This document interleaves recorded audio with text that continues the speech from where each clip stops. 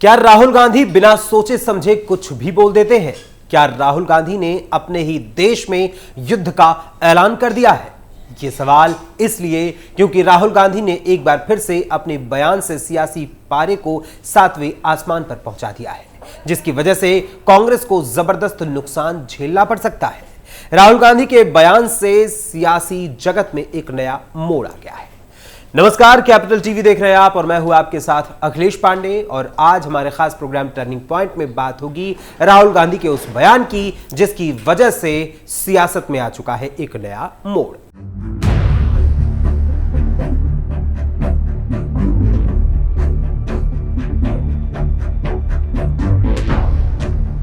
कांग्रेस सांसद और लोकसभा में विपक्ष के नेता राहुल गांधी अपने 2 दशक से ज्यादा के सियासी करियर में कई ऐसे बयान दे चुके हैं जिसकी वजह से उनकी समझदारी पर सवाल खड़े होते रहे हैं। उनकी बातों का अक्सर मजाक उड़ाया जाता रहा है, उनकी बातों को अक्सर उनकी नासमझी समझकर टाल दिया जाता रहा है। वो तथ्यात्मक रूप से गलत बातें बोलकर कई बार राजनीतिक तौर पर अपनी ही फजीहत करवा चुके हैं। लेकिन इस बार इंडियन स्टेट यानी भारत राष्ट्र से लड़ने की बात कहकर उन्होंने अपने को बुरी तरह से शक के घेरे में ला खड़ा कर दिया है। राहुल गांधी ने इस बार जो कुछ कहा है उसके शब्दों पर यानी उनके शब्दों पर गौर करना जरूरी है। उन्होंने कहा कि हम बीजेपी, आरएसएस और खुद राष्ट्र यानी भारत राष्ट्र अर्थात द इंडियन स्टेट से लड़ रहे हैं। उनका कहना है कि ये एक राजनीतिक संघर्ष नहीं है। राहुल गांधी की ये भाषा पूरी तरह से एक माओवादी की भाषा की तरह ही लग रही है। आज वो एक संवैधानिक पद पर हैं, लेकिन क्या उन्हें इतनी समझ नहीं है कि वो देश से ही लड़ने की बात करने लगे हैं? ऐसे में लगता है कि वो जो कुछ भी कह रहे हैं वो पूरी तरह से सोची समझी रणनीति का ही हिस्सा है। वो गलती से कुछ कह दे रहे हैं, इसकी गुंजाइश अब नहीं रह गई, या उन्हें इसके बारे में पता नहीं है, ये बात भी अब हजम नहीं हो रही है। यही राहुल गांधी हैं जो कहते हैं कि मैं नहीं मानता कि भारत एक राष्ट्र है। वो कहते हैं कि भारत सिर्फ राज्यों का एक संघ है। वो जानबूझकर बार बार ये बात रखना चाहते हैं कि भारत एक राष्ट्र नहीं है, इसलिए कि उन्हें राष्ट्रवाद में विश्वास नहीं है। उनके ताजा बयान से इस संदेह पर मुहर लग चुकी है। भारत राष्ट्र से लड़ने की बात करके राहुल गांधी ने एक तरह से यह कह दिया है कि वो राष्ट्रीय ध्वज, राष्ट्रगान, राष्ट्रगीत के खिलाफ लड़ाई की बात कर रहे हैं। वो देश की हर उस पहचान के खिलाफ युद्ध की बात कह रहे हैं जिससे देश की एकता और अखंडता को बरकरार रखा जाता है। संविधान के अनुच्छेद 12 में भारत राष्ट्र को जिस तरह से परिभाषित किया गया है उससे तो यही जाहिर होता है। इसमें भारत राष्ट्र को केंद्र सरकार के विधायी और कार्यकारी अंग के रूप में बताया गया है। उन्होंने भारत राष्ट्र के खिलाफ लड़ने की यानी राहुल गांधी ने भारत राष्ट्र के खिलाफ लड़ने की बात कहकर देश की चुनी हुई सरकार के खिलाफ युद्ध की बात कर दी है। इस तरह से राहुल गांधी लोकसभा के खिलाफ युद्ध का ऐलान कर रहे हैं, वो राज्यसभा के खिलाफ युद्ध की बात कर रहे हैं। राहुल गांधी राज्यों की विधायिकाओं यानी विधानसभाओं और विधान परिषदों के खिलाफ युद्ध छेड़ने की बात कर रहे हैं। सभी तरह के स्थानीय और चुनी हुई निकायों, पंचायतों, जिला पंचायतों के खिलाफ युद्ध की घोषणा कर रहे हैं। वो देश के सभी तरह के वैधानिक और गैर वैधानिक संस्थाओं के खिलाफ युद्ध छेड़ने की बात कर रहे हैं, चाहे ये राष्ट्रीय मानवाधिकार आयोग हो, विधि आयोग हो या फिर भारतीय सशस्त्र सेना ही क्यों ना हो। वो सबके खिलाफ युद्ध लड़ने की बात कह रहे हैं। बात सिर्फ सीबीआई, ईडी और राष्ट्रीय सतर्कता आयोग तक नहीं रह गई है, वो लोकायुक्त और लोकपालों के खिलाफ भी लड़ने वाले हैं। राहुल गांधी पहले भी देश को और यहां तक कि सेना को भी जातियों के आधार पर बांटने की कोशिश कर चुके हैं।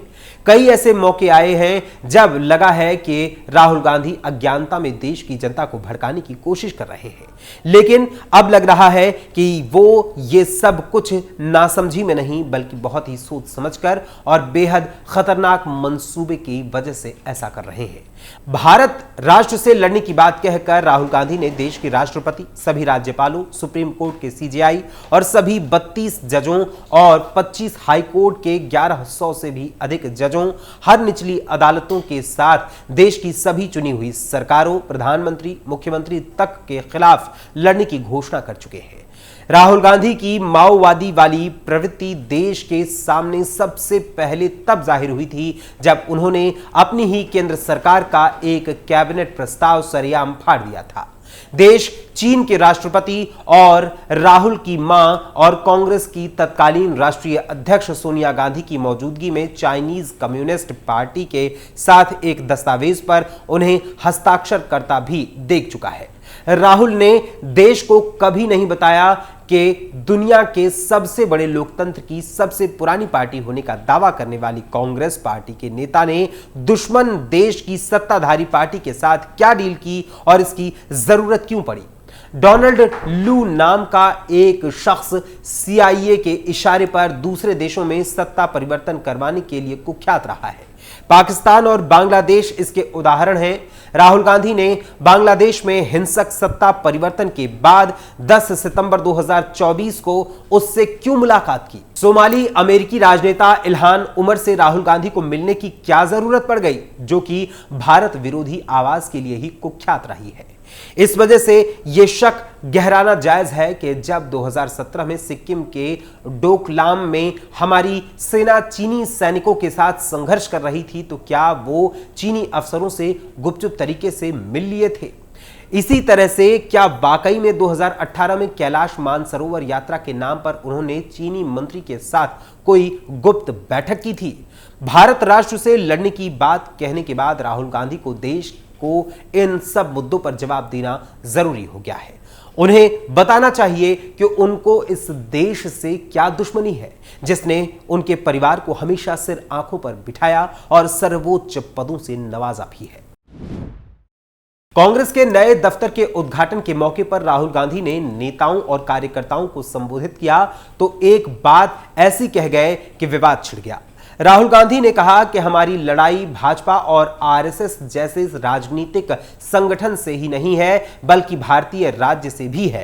राहुल गांधी ने कहा कि यदि आप ये समझ रहे हैं कि हम भाजपा और आरएसएस जैसे राजनीतिक संगठनों से लड़ रहे हैं तो ये गलत है। इन दोनों ने देश के हर संस्थान पर कब्जा कर लिया है। अब हम भाजपा, आरएसएस और इंडियन स्टेट से भी लड़ रहे हैं। उनके इस बयान पर भाजपा भड़क गई है।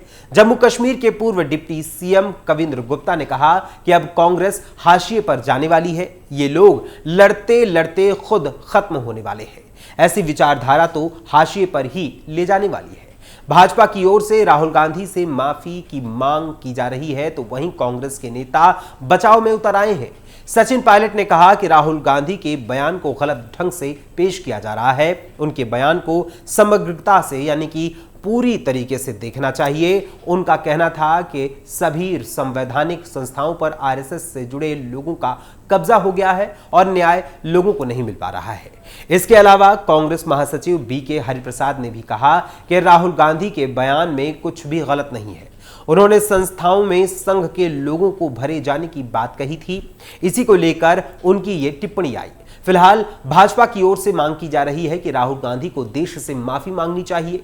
वहीं भाजपा के आईटी सेल के हेड अमित मालवीय ने लिखा कि राहुल गांधी ने अब भारतीय राज व्यवस्था के खिलाफ खुली लड़ाई का ऐलान कर दिया है। यह सीधे जॉर्ज सोरोस की प्ले बुक से लिया गया है। इतना ही नहीं, नेता प्रतिपक्ष जयराम ठाकुर ने कहा कि कांग्रेस मुख्यालय के उद्घाटन के मौके पर राहुल गांधी द्वारा दिया गया बयान देश के खिलाफ जंग का ऐलान है। किसी नेता से इस तरह के बयान की उम्मीद नहीं की जा सकती है।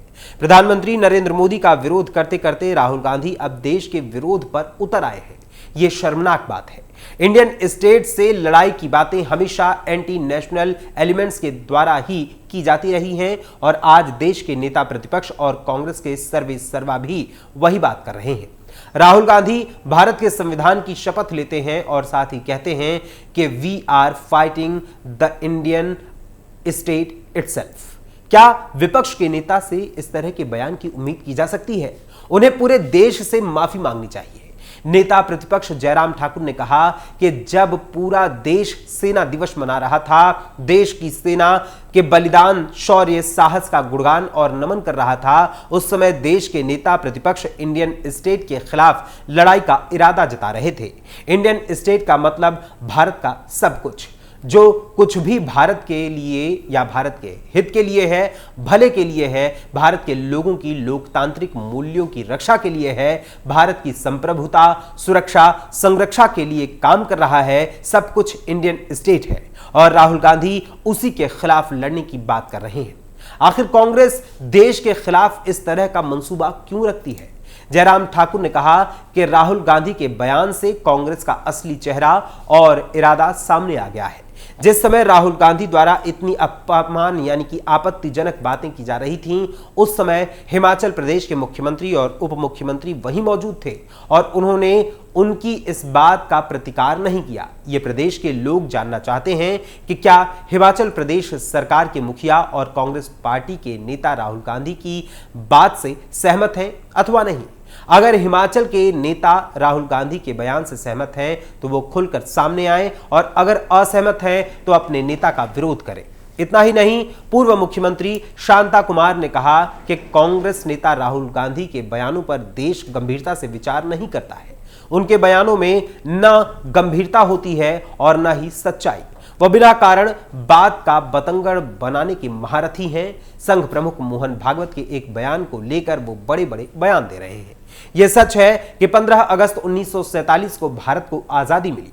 गुलामी की जंजीरों से मुक्त होने का यह दिन पूरे भारत के लिए सौभाग्य का दिन था, लेकिन इस बात को भी भुलाया नहीं जा सकता कि पूरे 500 साल तक भारत में राम मंदिर नहीं बन सका। भागवत ने यानी मोहन भागवत ने यही कहा कि अयोध्या में राम मंदिर बनने से हमारी स्वतंत्रता और अधिक चमक गई। प्रभु राहुल गांधी को सद्बुद्धि दे। यानी कुल मिलाकर राहुल गांधी ने एक बार फिर से अपने बयान से कांग्रेस की टेंशन बढ़ा दी है। फिलहाल टर्निंग पॉइंट में आज के लिए बस इतना ही। फिर मुलाकात होगी किसी और खबर, किसी और मुद्दे के साथ। तब तक के लिए मुझे अनुमति दीजिए। धन्यवाद, नमस्कार।